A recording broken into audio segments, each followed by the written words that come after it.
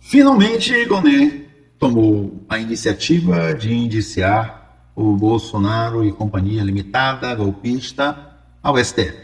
Finalmente, o país ganhou, pelo menos momentaneamente, esperamos que permanentemente, tintas de um país civilizado que tem leis e que combate o crime, principalmente esses de grande monta, como é o cometido pela organização criminosa comandada pelo Bolsonaro. Finalmente, portanto, nós colocamos o Brasil novamente na rota das coisas legais e justas. Sim, porque o Walter Maierovitch, do UOL, que é considerado um especialista jurídico do UOL, disse que a proposição feita pelo PGR Gonet é de justa causa.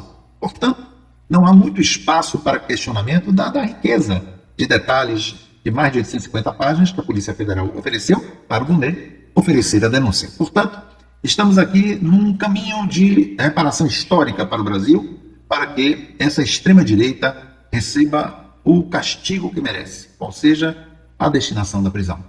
A extrema-direita, ela faz do Brasil um país desinformado.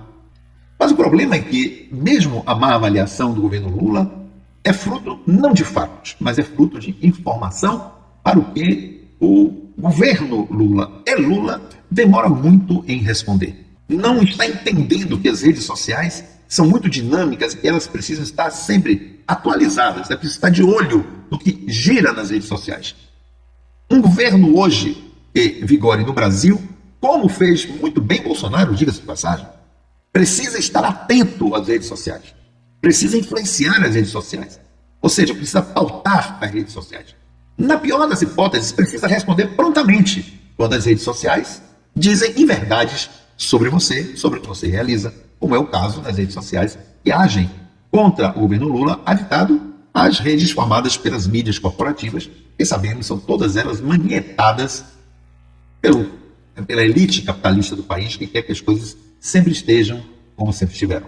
Mas Lula vai, como sabemos, numa direção mais progressista, embora com atores à direita no seu governo, no centro, e Lula fazendo governo coalizão, é óbvio que ele coloca para quem colabora com ele, dentro do seu governo, a necessidade de um governo com pensamento social, ou seja, de reparações, de compensações sociais, de estímulo à distribuição mais igualitária da riqueza, buscando o máximo possível um estado de bem-estar social.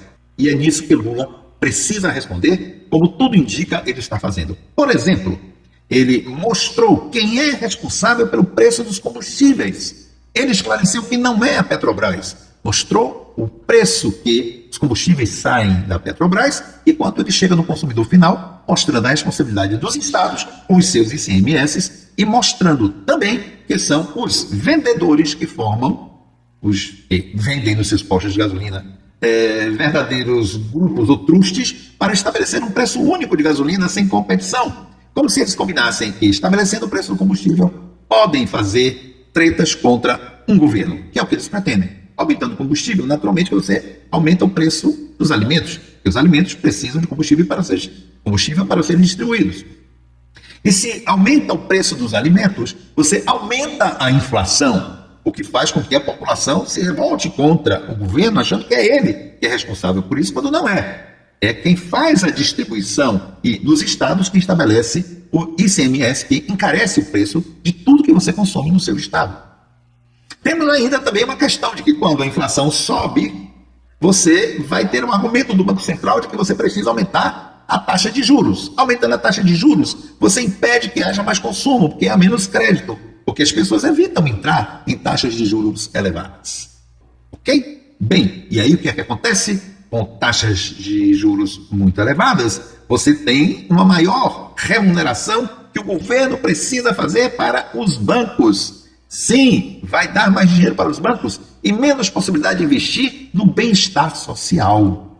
E mais, com taxas elevadas de juros oficiais no Brasil, o que você tem é a lucratividade das aplicações financeiras. Portanto, quem tem mais sempre vai estar melhor. E dizem que a culpa é do governo Lula, quando não é. Lula, então, apontou a questão dos combustíveis. Mas Lula precisa dizer quem é responsável pela carestia dos alimentos nas prateleiras dos supermercados, quem é responsável pelo preço da carne, que é responsável pelo preço do chuchu, da batata, do arroz, do feijão. Ele precisa esclarecer. E aqui estamos esclarecendo para você que nos assiste. E você que nos assiste e concorda com as ideias, divulgue este vídeo, estas ideias. Esclareça quantas pessoas seja possível para a gente permear a rede social com a informação da realidade. Quem encarece os produtos é, primeiro, combustível, ICMS, que depende do ICMS de cada estado. E terceiro, do produtor que fornece estes produtos para o consumo das pessoas. E o que é que está acontecendo? Os produtores estão jogando comida fora para que haja alta nos preços. E isto é maquinação da extrema-direita, sim. Porque na medida em que você aumenta o preço dos alimentos, que já vem aumentado, pelo preço dos combustíveis, pelo ICMS de cada estado, os produtores reduzem a oferta do alimento para que ele se encareça. Com isso, o ciclo vicioso da inflação aumenta, não por culpa do governo, mas por culpa dos produtores, além dos donos de supermercado, que também sabemos faz parte, via de regra, das elites que querem complicar o governo Lula. Então são arapucas por todos os lados. Alguns têm problemas com a produção por causa das intempéries, como, por exemplo, pode ser o caso do café, mas outros não têm esse problema, mas tiram mercadorias que poderiam estar sendo oferecidas no mercado para baratear o preço da alimentação, mas fica caro e dizem que a culpa é de Lula. Bem, o que é que o governo pode fazer aí numa intervenção o mais rápido possível? Começar a importar alimentos o quanto possa importar, provavelmente a preço mais barato do que o vendedor brasileiro está colocando para o público e com isso forçar a baixa de preços. Nisso aí Lula precisa, junto com seu governo, se organizar. É uma tarefa difícil por quê? Porque os silos, os locais de armazenamento de comida, de alimento que o governo tinha, foram desmontados inicialmente no governo Temer, após dar o golpe em Dilma, porque existia até Dilma os chamados estoques reguladores.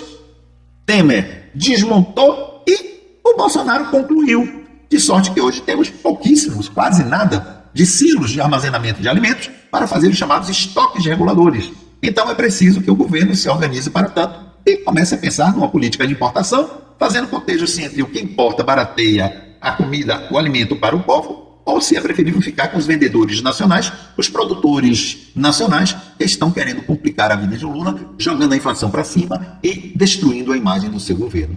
Dá para entender a jogatina em que estamos neste país? Dá para entender o que é que se faz de jogatina no mercado, nas vendas, nos produtos, na alimentação, nos combustíveis, contra o governo? Lula vai ao encontro das necessidades populares, tentando baratear o custo da alimentação, o custo do combustível, naquilo que está na esfera do governo, e no plano estadual, municipal, no plano dos vendedores, dos produtores, dos fornecedores e daqueles que vendem, que são os supermercados, mercearias, etc., você tem toda uma patota que quer complicar a vida do governo por meio da insatisfação da população, porque tem que comprar comida cara, porque o que tem está sendo jogado fora. E aquilo que é transportado tem ICMS aumentado. E aquilo que pode ser disponibilizado se torna mais caro, gerando inflação, que por sua vez só vai favorecer a própria elite financeirista do nosso país.